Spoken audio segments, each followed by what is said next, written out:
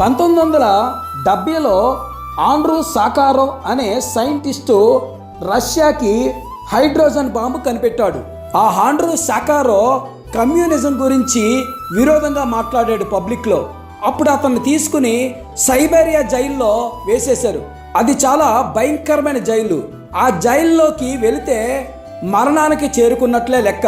ఆ సమయంలో ఆ ఆండ్రూ సాకారోవ్ హంగర్స్ స్ట్రైక్ చేశాడు. ఎందుకంటే తన దగ్గరున్న బైబిల్ని లాగేసుకున్నారు. అతను ప్రార్థన చేయటం కుదరదని చెప్పారు. ఆ ఆండ్రూ సాకారోవ్ రోజుకి 50 అధ్యాయాలు బైబిల్ చదివేవాడు.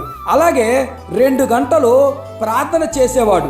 ఈ న్యూస్ ఎలాగైతేనో బయటకు వచ్చింది. అప్పుడు అమెరికా ప్రెసిడెంట్ రొనాల్డ్ రేగన్ అనే అతను రష్యన్ గవర్నమెంట్తో మాట్లాడి అతన్ని 6 నెలల్లో ఆ జైల్లోంచి బయటికి విడిపించాడు.